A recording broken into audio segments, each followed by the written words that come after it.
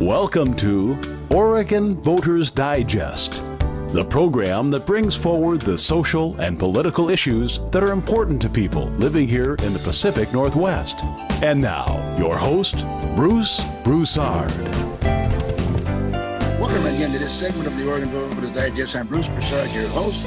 Jordan, we've got quite a show today, and there's going to be a lot of enthusiasm. It is Women's Day today. Women's Day, worldwide Women's Day. Wow. So now we got a key subject matter we're going to talk about. We're going to pick up one of our outstanding women right here in the Portland, Oregon area.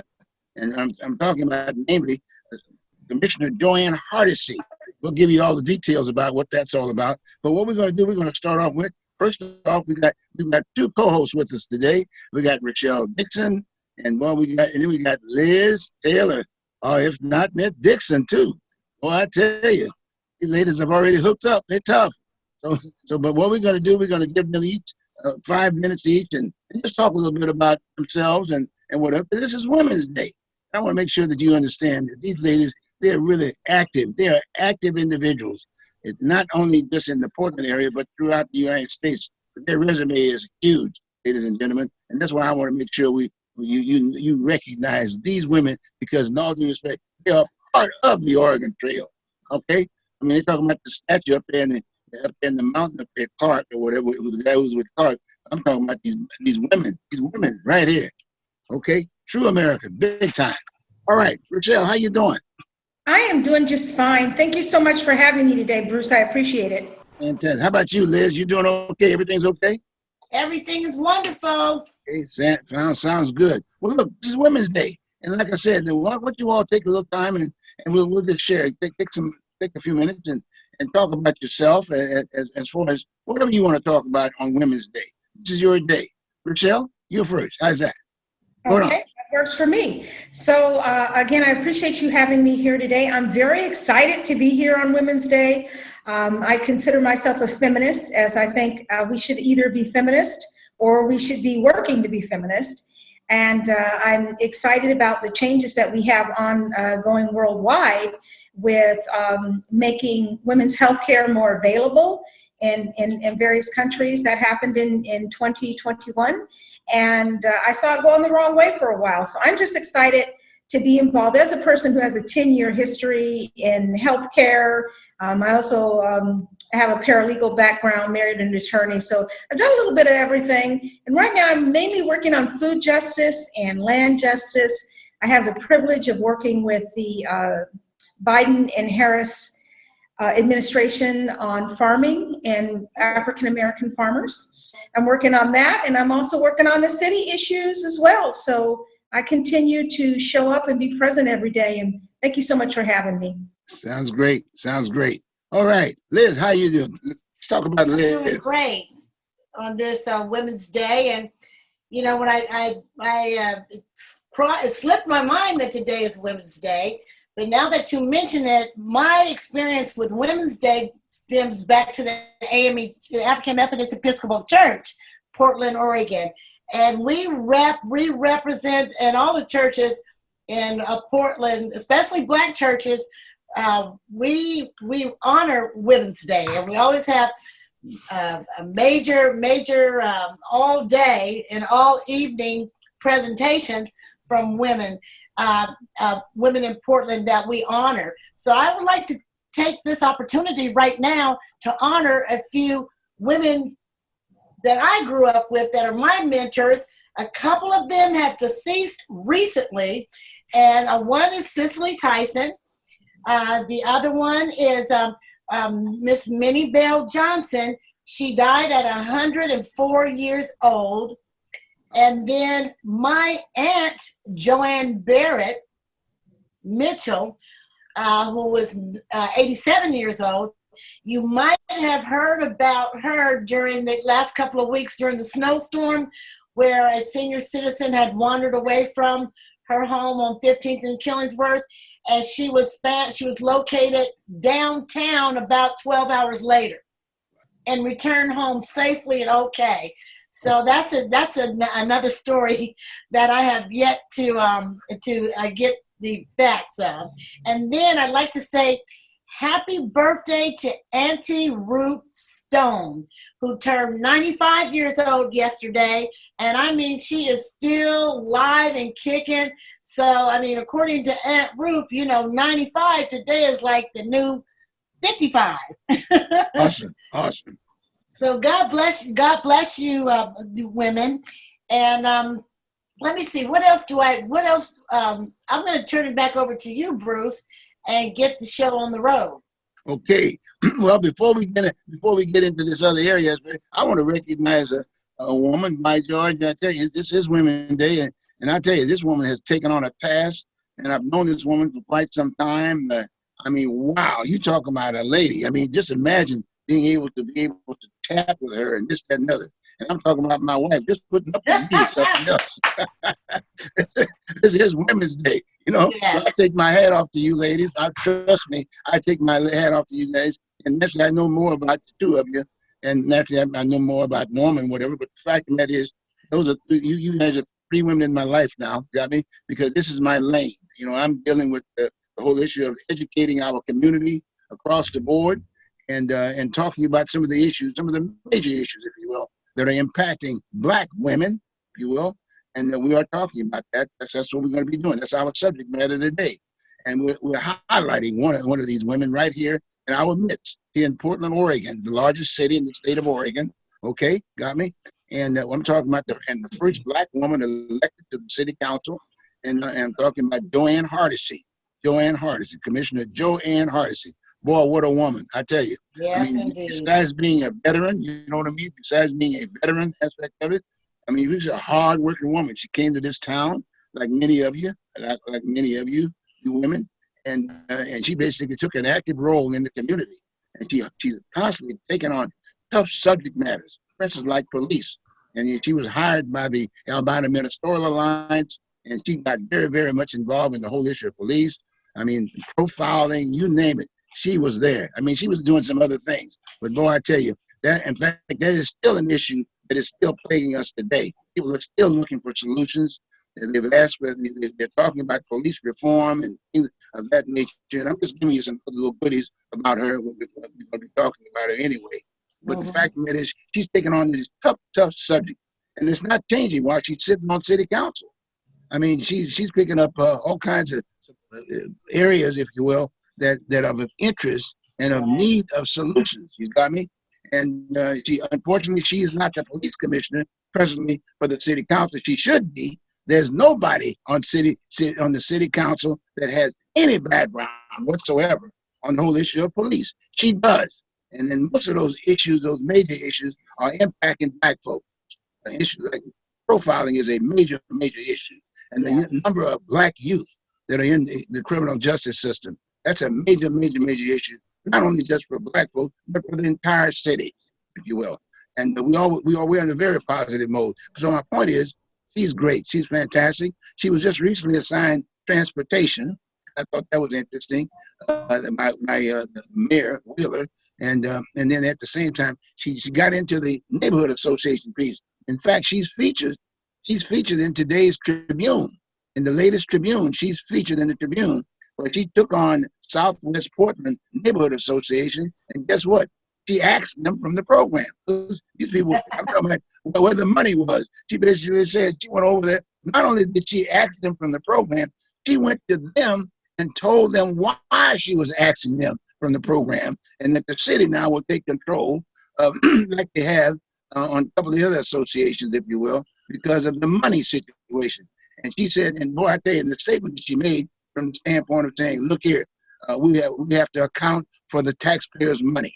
And I thought that was a very interesting piece. I mean, imagine now, not only did she ask them like this, she went up there and went to the meeting and said, let me tell you why I'm asking you, because of bang, bang, bang. The full story is in the Tribune. So I would suggest you pick up today's Tribune. Very interesting piece in that piece.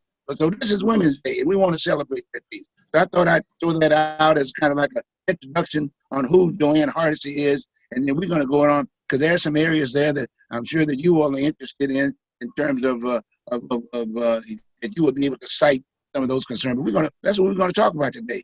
And when we're talking about her, in all due respect, we're talking about issues that are impacting us, our community. here in the Portland metropolitan area.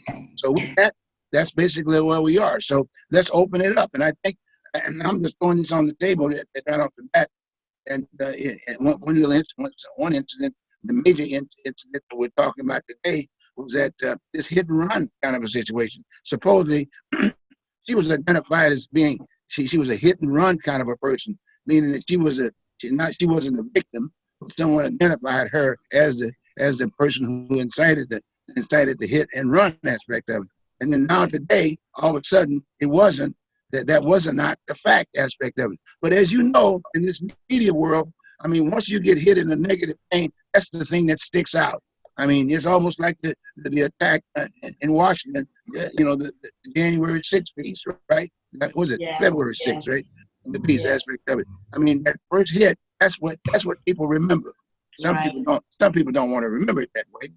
But my point is that Joanne got caught up in that deal. I'd like for you, I'm just throwing that on the table to start the discussion. So with that, so going on, Rachelle or Liz, either one of them. Well, social media has already just tainted. I mean, if you believe all social media, just have tainted the name Joanne Hardesty. And I haven't gotten into not getting into the meats, but the way that the story is positioned and who put the stories out here that Joanne Hardesty is a culprit of a hit and run incident, and that there's a police report. I understand that's still under investigation by the Portland Police Bureau, because they're still trying to find out, well, who is the police that initiated this report. And I know in situations like a rear end minor accident like that, police are not dispatched. They're not even dispatched unless somebody has to go to the hospital. So anyway, this supposedly this police bureau incident report was already turned in, and then what's the guy's name? Jeff Reynolds. Jeff Reynolds, right. Jeff Reynolds, the article goes on to say that Jeff Reynolds perpetrated this allegation. And, Jeff Reynolds is the former chairman of the Multnomah County Republican Party, and says that, and then there's another, and says that as a result of him posting his little piece on social media, there were thousands of people that jumped in and started commenting on Joanne Hardesty, making her look like the villain. And then even they said the right-wing activist groups have started tweeting like crazy about the allegations. And then there's another group. The guy's name is Gabriel Johnson, who is supposedly the co-founder of the coalition. One of my friends called me and asked me about that yesterday. But anyway, this guy, Gabriel Johnson, co-founder of the coalition, also tweeted and went live with his allegations about Joanne Hardesty as if it's the truth. So now it's going to be interesting to see how this thing unfolds. Because somebody's going to have to present a police report. I heard and wait a minute, but this guy Jeff Reynolds also says that he says, well, he's the tweet that the social media still is reporting that Joanne Hardesty has been, that she's these allegations that she is actually the culprit. And they haven't taken it down. And so when are they going to take it down? That's right. Especially since the Portland Police Bureau said that it's not true. Well, I'll tell you what, I'm going to give this to Rachelle and you can maybe follow up on that piece. One of the interesting things about this whole idea of the two people that you mentioned Jeff Reynolds aspect of it, in all due respect, and race is an issue now. It's just, we need to talk about this piece. We need to talk about this so we can talk about assimilation. But the point I'm making is Jeff Reynolds, who happens to be a white American, okay? The gentleman that you talked about, Johnson, is a black American. And in all due respect, a lot of times what happened within the issue of race or whatever. Here's Joanne, and they're going after Joanne, and then by them, sometimes they will always try to find another black person, if you will, to make sure that that person is guilty. You know what I'm saying? They put that piece out there, and then I look at that, and I don't know who this guy is. I mean, I've seen him in the media to a certain degree, but he's never run for office or this, that, and the other, and it was on the Red House. It was basically on that. That's where he was. But I just want to throw that out there from the standpoint. I'm just throwing it out because it is a concern, and it happens all the time. They'll always try to find another black guy to support an issue, or if not that, denounce an issue. Anyway, Rachelle, I just thought I'd throw that out. Okay. Yes, thank you so much for pointing that out. I just want to reiterate what you said. And so, I typically call those gatekeepers. If I'm in a mood, overseer. And they gatekeep so that good ideas have to flow in a certain way, in a certain manner. And of course, it blocks off equity. So there's nothing equitable about it. It just keeps our town from moving forward. We have a lot of problems in this town. You see homelessness is on the rise. Our town is covered with trash. We're the Rose City. I don't think anyone could identify us as the Rose City right now. No. I think they would probably call us Garbage City. Right. And most of the major problems that we have in the town, actually all of them, have nothing to do with Joanne Hardesty. So it has more to do with deflecting from the work that should actually be done. The police should be concentrating on reform, and we should be concentrating on reducing their budget so that we can eliminate a lot of the roles that they're not trained to do, like social services, welfare calls, welfare checks. They don't do a very good job at that.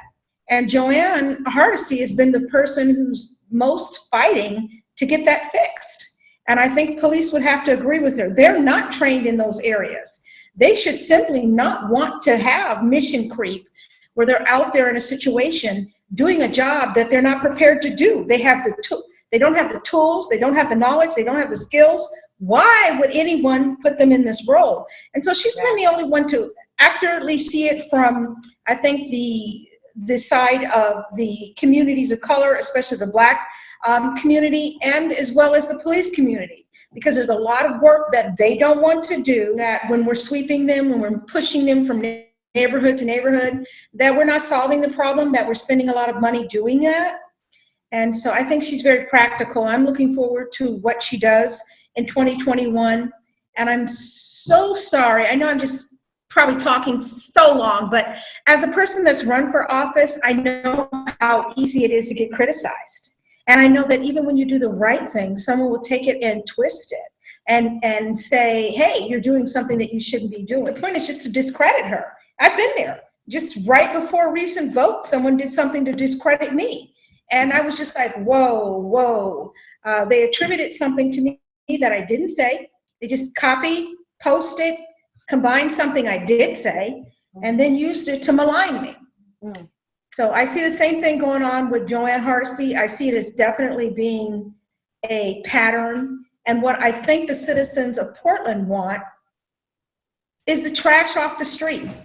What I think the citizens of Portland want is to be able to go downtown and just walk along the waterfront with an ice cream cone in your hand and not worry about stepping in mess on a needle. What I think people want is when they have a situation where they actually do need to call the police and there are no other options available, that the police show up and do their job, just their job.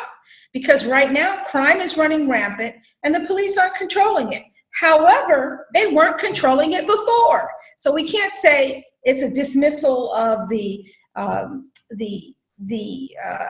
gun violence group, all right? Crime is up all over, but their response to crime is just like something out of 1950. I mean, we have a lot of tools, and some of those tools should be social services and reducing the number of calls that the police actually go out on. There should be some calls that just are not prioritized for emergency services. And there's a lot of calls that have to do with suspicious person, welfare check, that are just really calls, to bother people of color. I've been a victim of the welfare check. You know, it's just like, why? Why do people do this? It's terrible. And that's exactly what's going on with Joanne Hardesty. In my humble opinion, is that people are going out of their way to create a narrative about her. And I actually believe this isn't the first time. I think it started a few months ago, and it just continues. And so had they known a little bit more about her lifestyle, they would have known that she wouldn't have been out driving, and that no one in her community would have actually have thought that. They know for the most part that she's committed to public transportation, that she uses public transportation when it's available. She has also used Uber and Lyft. And so anyone who thought she would be out navigating at night and rainy nights doing something stupid simply didn't know Joanne, and that's why it didn't work. Because one thing she is not is stupid. And so the fact that they're projecting on her is really upsetting to me as a Black woman who's had similar issues. Just, not that one, but almost the exact same thing. Let me ask you, why do you think that this man, what's his name, Jeff Reynolds, why won't he take this social media piece down? Why is it still posted? He said he's going to leave it there. And because of this so-called police report, he'll do it again. Well, in all due respect, I'll tell you point blank. I know Jeff. You know, as you know, I was a former member, actually working member of the Republican Party. I'm now a non-affiliated voter, but I'm still a Lincoln Republican, if you understand what I'm saying. Okay, that has some issues I want to deal with. But the bottom line is that I know Jeff. I did place a call in to Jeff and invited him to come on the show. You know, just basically to come on, hey, come up with your rationale as to why you're making that point. Why did you post it? Because in all due respect, we're talking about fueling racism, that you know, and white supremacy aspect of it. And Jeff, that's how you get caught up in it. Because in all due respect, I know you're not a white supremacist. I know you're a politician. You got me? And I know you're playing in politics with this piece. But guess what? This doesn't do anything but fuel the fire, if you will, on the whole issue of racism within our community. So if you got something on your mind and you got some facts and whatever, then own up to it. You know, and I might even add that to my dear friend Lars Larson, and I've known Lars for a long time, and he carried the piece, if you will. But again, he was going on the facts of what Jeff said to him. He took what Jeff did, but you know, and then naturally, Lars has a very conservative show, but he took the Jeff Reynolds piece and he just ran it up and down the poll, and it became a major discussion among all of his people aspect of it. So again, I would invite Jeff again to come on the show and be a part of what we're talking about. You got me? So we can kind of communicate, because that's what it's all about, folks. The only way the big R is going to come down to a small R. It'll always be here. It'll be a small R. We just have to communicate among ourselves. Okay, you got that point? Rachelle, you look like you wanted to share a part about that piece. What was that last part? Anybody want to talk about that whole issue of well, basically following up on what Liz was saying about the Jeff Reynolds, you know what I mean? You know, him basically still posting this thing on and just creating more, fueling the fire here in the whitest city. As one would say, that's what we get, the notoriety of we're the whitest city in these United States. Okay. See, one of the things that I've noticed in researching policy, procedure, laws, they're not black and white anymore. You'll always have fine print.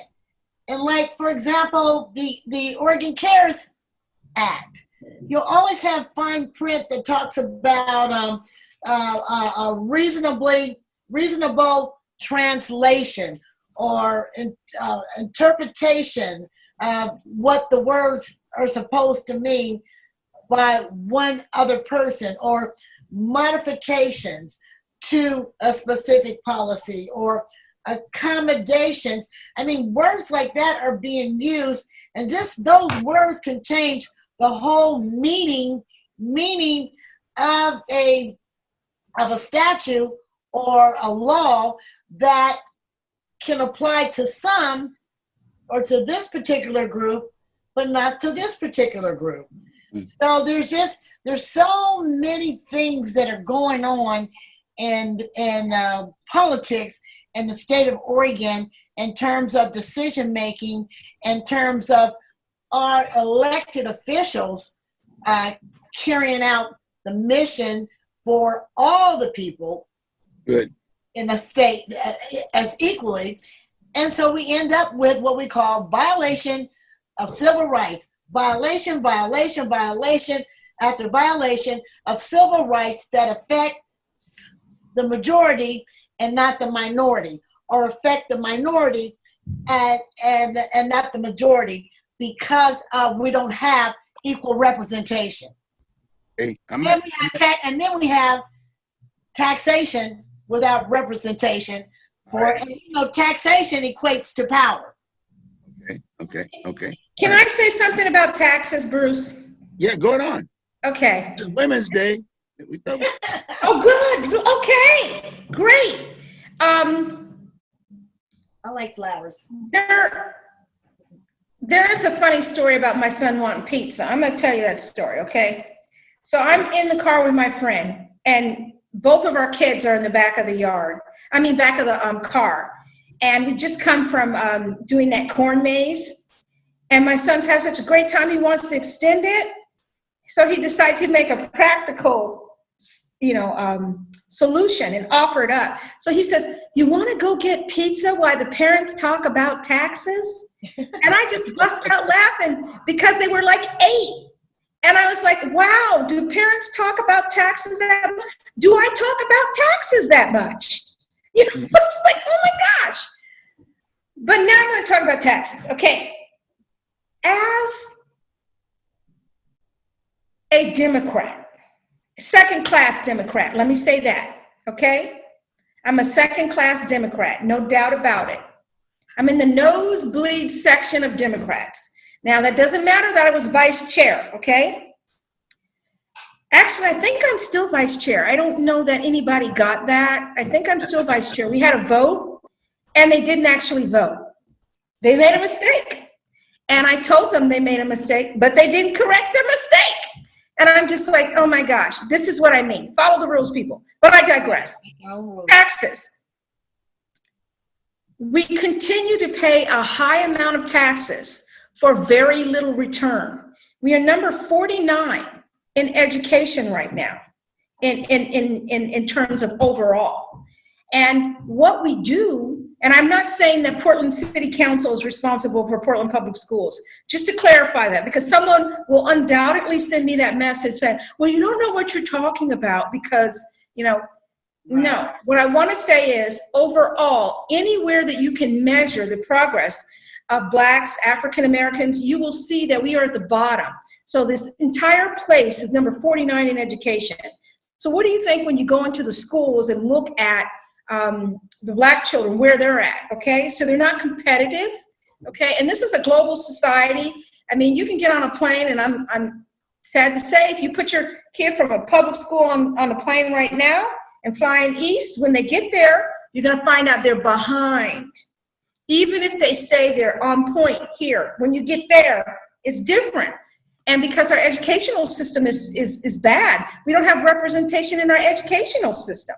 We don't have Black teachers. And there's just something about people not wanting to stay in this city because of the white supremacy, because of being harassed by police. And we have to address that.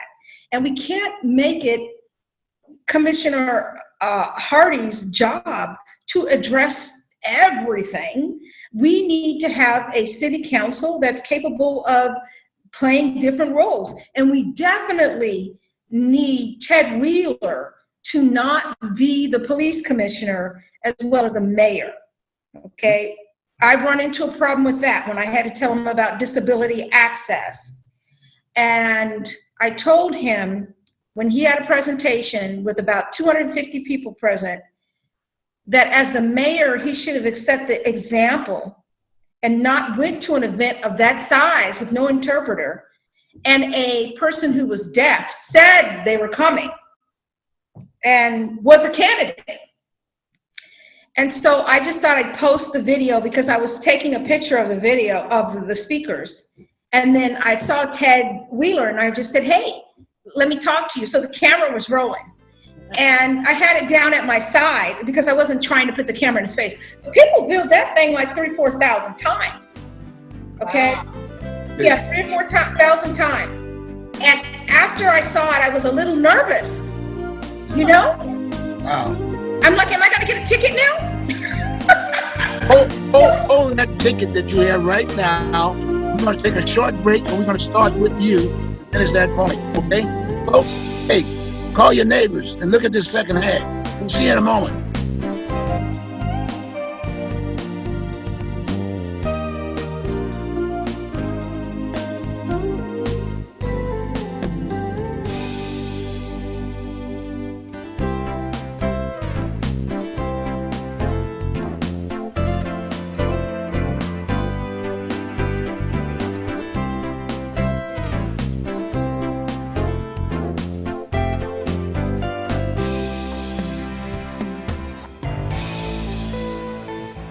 Welcome back to the second half hour, if you will, of the Oregon Voters Digest. If you missed the first half hour, you can get it back on. You can Zoom it. You can Google it, if you will, on YouTube and Comcast if you got Comcast services and whatever.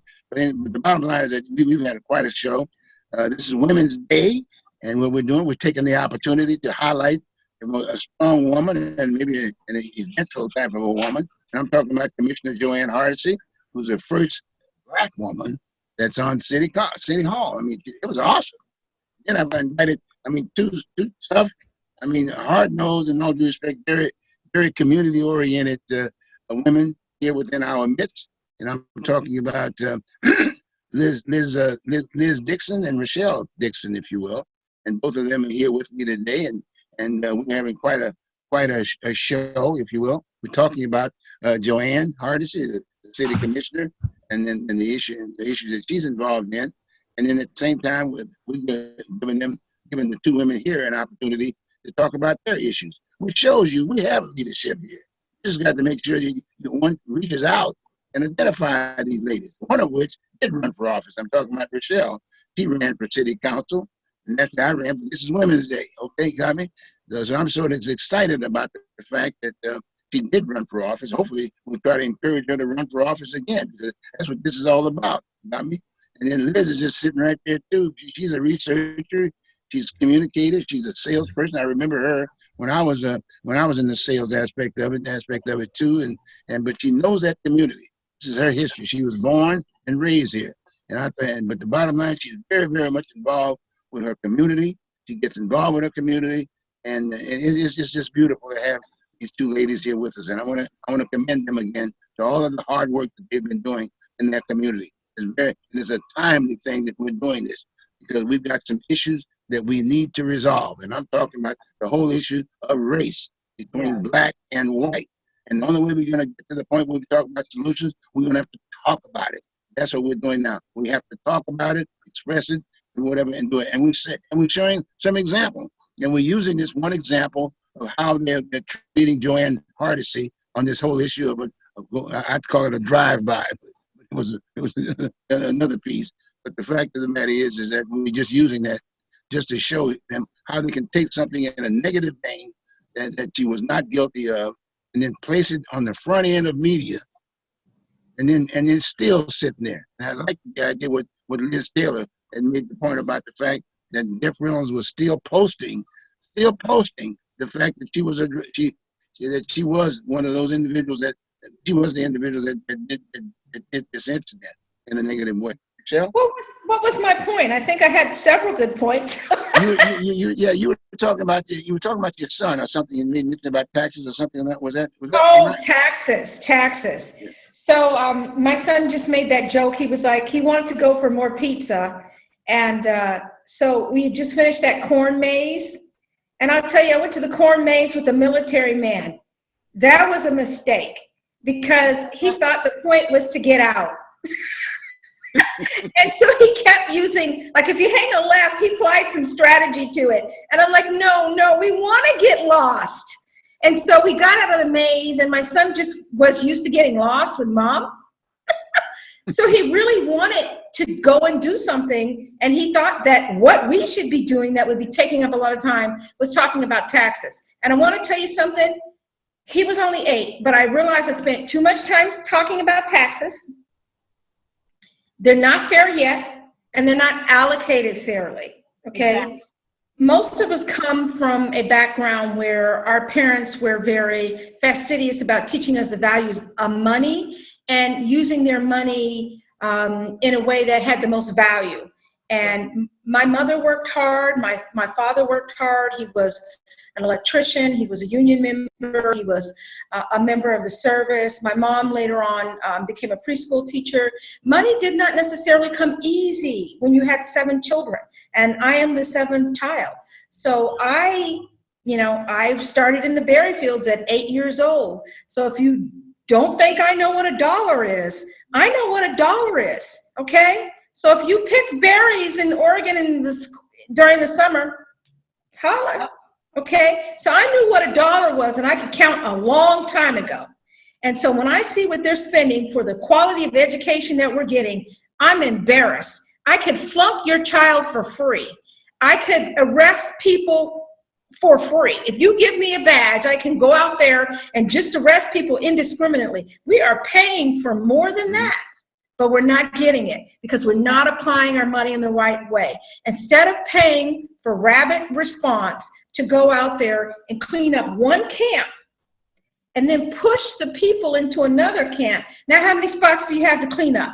The one over here and the one you just created. Like, how does that make any sense? So it should be one spot, and they need to remove the trash. This is a big city now. So do we want to be like New York or Baltimore, where there are rats running around that will snatch your cat in the middle of the night? Do we want that? Or do we want a clean place where we can walk without worrying about, are we wearing our good shoes when we go to certain places?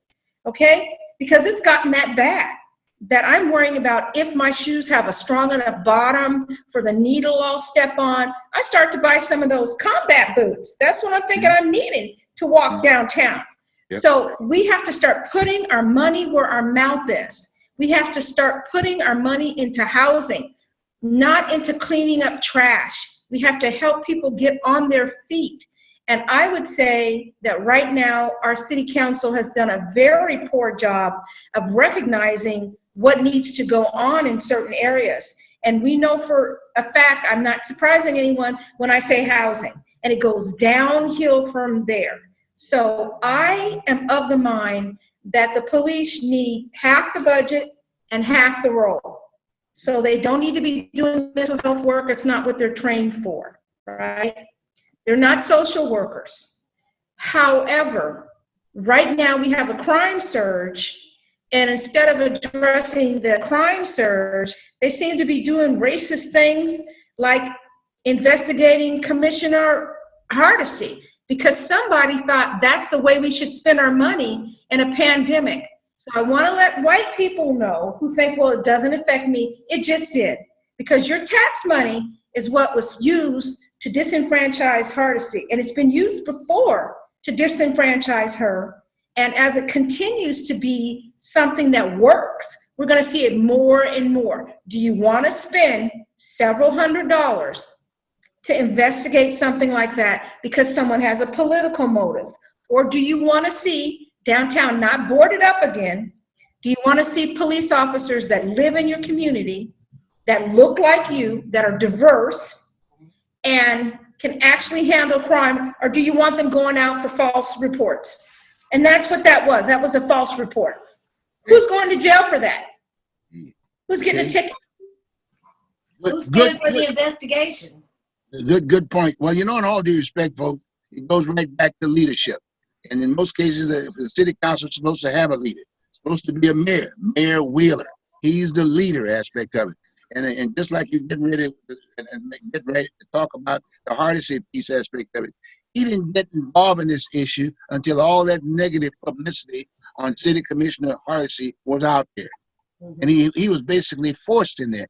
Had she not had her press conference to express herself, it would have still been out there in a negative way. And, my perception is that, as I see it, as a layperson, they want to get rid of her. The fact of the matter is, the mayor didn't have to worry about her vote. He already has the other 3 votes. He has the 3 votes. So he didn't have to worry about voting this way or the other. It's just that pressure was put to bear on her, on him, because Commissioner Hardesty had a press conference. She explained herself, and so the media demanded that he explain himself. And the way he explained himself was, "Oh, we need an investigation." And well, Mayor, we got problems. You know what I'm saying? In all due respect, we need leadership. We don't have leadership at this point in time, and hopefully we're going to be talking about that at some point in time in the future. So again, thank you very much, Rachelle, for that piece. Now let's get right up. And Liz, you were trying to make that point about the mayor, and they made a point in the paper about what he had said. What did he say? Well, just another blog just came on my social media. It says less than 48 hours after activists published wrongful accusations alleging Portland Commissioner Joanne Hardesty rear-ended a woman and fled the scene, Hardesty, who has been cleared, has called for an independent investigation into how anyone outside the Portland Police Bureau found out about the hours-old police report that named her. So here's your mayor saying, well, Joanne Hardesty was done wrong. It's just wrong, and it's just another act of systemic racism.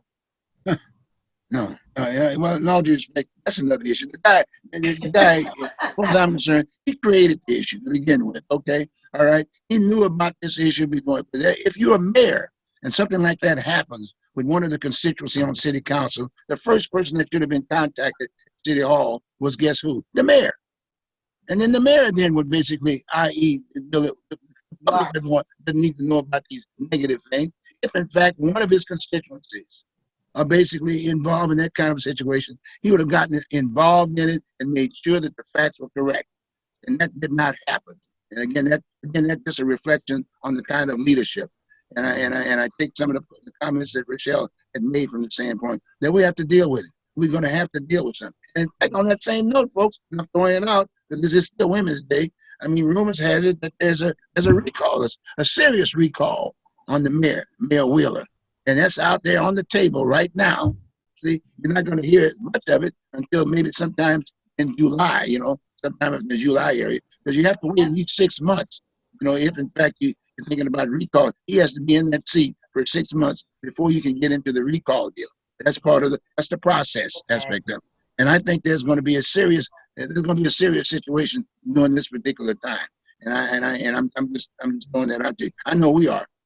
Because even from the newspaper standpoint, you got to remember, and I'm throwing this out there for you ladies again, when he ran this second time around, when the mayor ran this second time around, the 3 so-called major newspapers actually endorsed him and supported him totally. And I'm talking about both again, I'm part of the media aspect of it, but them, i.e. the Oregonian, the Willamette Week, and the Tribune, all 3 of them endorsed him big time when he ran that runoff. Big time. That's what happened during that particular time. He got the endorsement. But at the same time, as far as Commissioner Hardesty, they had endorsed her for the city council seat. Remember that? Yeah. They endorsed her. Yeah. They really endorsed her. But this time, guess what? They rushed to the table also too to basically publish that negative situation. It was all negative in all of those newspapers at the beginning. They published it. In today's newspapers, they're not following it. I've got the Tribune right in front of me, right here, right now. I don't see an article in the latest Tribune, as an update. Yes. I don't see an update at all on this issue to educate the public about this was a false situation. They're not giving it any copy to make sure that was a fact. Okay, so that's another problem that we have. But again, we need to talk about it. And I think we're probably the only medium that's talking about this issue right now, as far as I'm concerned. Again, hey, that's the American way, right? We just have to do what we have to do, and that's what we're doing. Going on, Rachelle. Bruce, can I just say, can I go back a little bit to talk about what I've seen? Going on. Okay, so I feel closely aligned with her position, very much so. And I know that personally, she has been accosted, screamed at, yelled at. There was an incident, and it just seems like it's a pattern of behavior to not only disenfranchise her, but to scare her from speaking her mind. So who was the gentleman down at the park? Well, I say gentleman, I'll use that loosely, down at the park that accosted her a couple months ago? You remember that? Has it been a couple months? It's been 2021 is already kicked off with a bang, Yeah, so right. I apologize Right. if my time frame is off. Time just seems to move so quickly. So we had that situation, and then we had another situation where a Uber or Lyft driver tried to let her off on a side of a road. Yes. Right. Yes. Who is going to put a Black woman who is a city commissioner out in the middle of a street at dark? Mhm. I wouldn't put my cat or my dog outside. I worry about walking my dog too close to the street. But people are willing to do this to a Black woman. And you see there's no end to it. When you look at the numerous things that have happened, you can see that they can't be coincidence. And it never really works because not everybody gets the update that this was an imaginary event. It never happened. So I feel very strongly that we have to start talking about what it means. We say we believe women. Do we believe Black women? Mm-hmm. Mm-hmm. Mm-hmm. You know, on that same note, Rachelle, if we have to repeat this piece again, we'll do that. We'll talk about this issue again. But it's well known, and it's very, very important that it should be shared with you, especially the majority community. You need to understand what's going on and why we are having this discussion, and why the Oregon Voters Digest is having this discussion. It's a major, major issue, and it's affecting us all. Okay. And we're looking forward to hopefully a beautiful summer, you know what I mean? City of Roses and this, that, and the other. We've got a lot of work to do. We've got cleanup work, big time. We got housing, all the things that Rachelle was bringing up and Liz was talking about. It's going to take us all working together to solve these problems, these major problems that we have, and especially for our youth. What do we as grown up have at this point in time? We got futures that we have to deal with, and they're looking at this. Talked about the pizza situation. I mean, I'm telling you, it's a sad situation that we're living in right now. We got to solve these issues. So consequently, we need to talk about it. And that's why I'm saying I'm bringing, and then right up front, this is Women's Day. And trust me, as you can see, it's the women that's speaking up. And even with Rochelle, besides Rochelle and Liz, I mean, with Joanne Hardesty, she's the only one speaking up. She's the only one taking these hard issues. When you talk about police reform, that's a national issue. And no one's talking to it. She's the only one because she's the only one that has the background. The rest of those individuals don't have the background. Okay? She was also the first in city council to speak out and approve financial reparation for Blacks in Oregon. So my point is that these are issues, and there's nothing wrong with talking about the issue. Whether they pluses or minuses, put it on the table. Somebody has to put the issue on the table. Someone has to lead the discussion. That's a very, very important piece. And right up front with it, she was identified as the police reform piece. She should be the commissioner. That's one of the major problems that people have, and I have, with the mayor. He doesn't have the background. Nice guy, but hey, he doesn't have the background. And I know that some business folks are trying to prop him up to keep him up there for their own personal. Well, it's not about a personal thing, just a small group of folks who have the monies, let's say. Right. Hey, I live here too, and I pay my taxes. And I want some results. I want to make sure that public safety is addressed.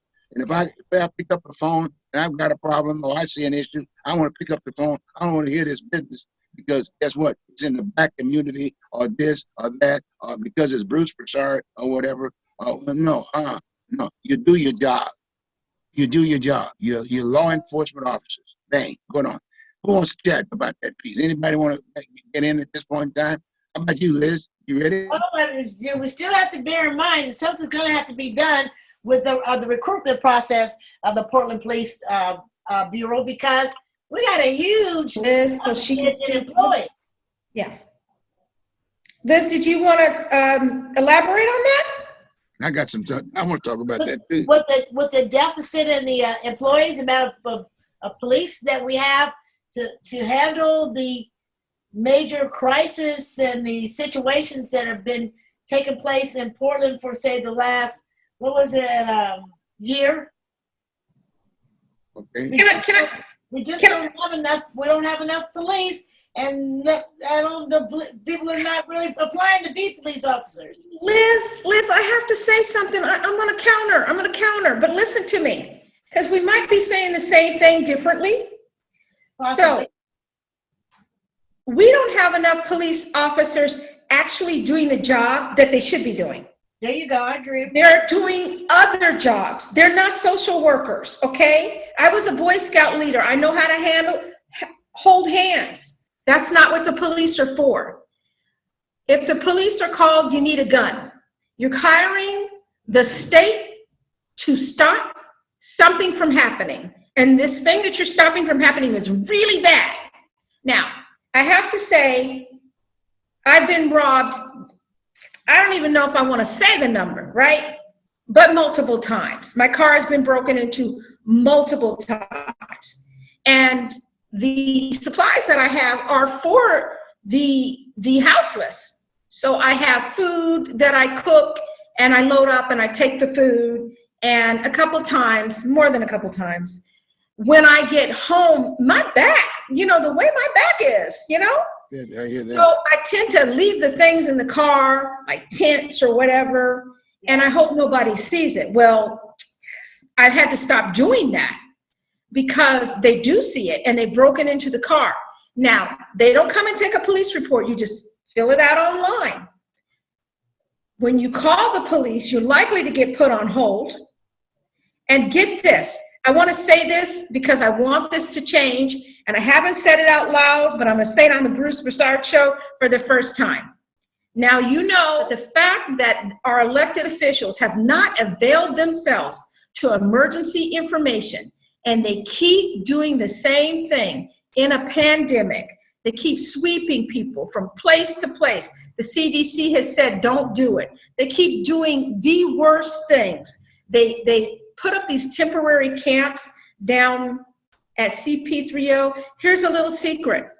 So catering, there's no catering. So I took a part-time job doing what I thought was going to be a service to humanity, working at those camps. And I found out I was being complicit in the disenfranchisement of people of color and houseless who were given these tents and put in these situations that weren't really safe. And then they pat each other on the back and spent $43,000 doing that a month. $43,000 a month for tents. Now, have you ever held a slumber party? Who's held a slumber party? Raise your hand. I held one. Now, for 35 people, you didn't spend $13,000. That breaks down to, I did the math. Math. I like math because it's legit. What someone says may not be. So you have to do the math to figure it out. Yeah. So you divide 135 people into $43,000 a month. Mm-hmm. Or you could divide 135 people into $135,000. 40 is 120. That's 135. How much is that? Gee whiz. Isn't that $10,000? Yes. $10,000 for you to put them in a tent But wait, there's more. One more thing, and I'm gonna let Liz talk because I see her. Yeah, we got Liz about wants to get in there. yeah, Come we got on, about Liz. 3 minutes. Keep Liz going. wants to get in there. Yeah, we got about 3 minutes. $10,000 for a tent, and then they didn't provide the food. So then volunteers were providing the food, and I was some of the people who were providing the food. And like for $10,000, you got a tent? I could have done all that and gave them a tent for a lot less. They're just inefficient. Then what do? Buy the pods. Great, it's an improvement. The pods are an improvement. So first thing I do is I look to see what's in the pods, because I've been doing a little work in that area myself, getting housing out to unhoused people, and I wanted to make sure they had a small kitchen and a bathroom. Do you know they put pods down there with no bathrooms? You have to go use that porta potty? Come on now. Ladies don't want to use porta potties. I don't think guys want to use porta potties. Why they do that? Not many ladies want to live outside either. I know, but even with the pod, they couldn't give them a bathroom. They couldn't give them a bathroom. They couldn't give them a bathroom nor a kitchen. And some of them, budgets. huh? The person I don't know. So I just want to let you know, there's this wonderful guy that I'm trying to place. I see that we're running out of time. And I told him, give him a place with a bathroom and a small kitchen. That's the next show. That's the next show, ladies and gentlemen. That's why I have these ladies on, folks, right up front with you. Again, I apologize for the technical whatever. But anyway, I'm sure that Steve's going to do everything he can to get it right. But at the same time, if we have to come back and do it, we're going to do it for you over and over, because we need Bruce, to communicate. We need to communicate. I would answer any questions that someone has. If I get cut off and they're not able to understand something, I'd be happy to just reply. Okay. Do you want anybody want to give up your phone number? You want to do anything like that? Now, you don't mean. I don't want to give my phone number. Okay. But if they want to, let's do it on the show. Let's do it for the show. Let's do it for the show. Maybe what we might be able to do, we might take some calls or something of that nature.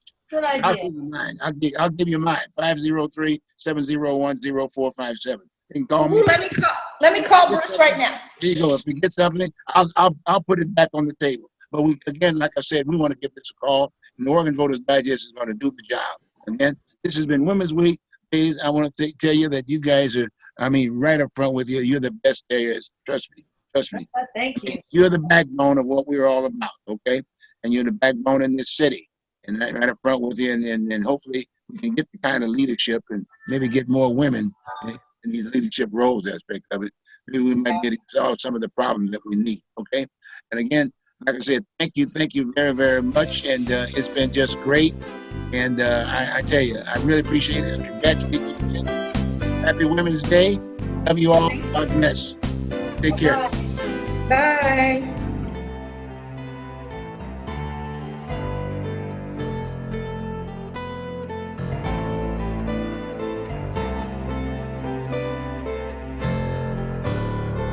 But the fact that our elected officials have not availed themselves to emergency information, and they keep doing the same thing in a pandemic. They keep sweeping people from place to place. The CDC has said, don't do it. They keep doing the worst things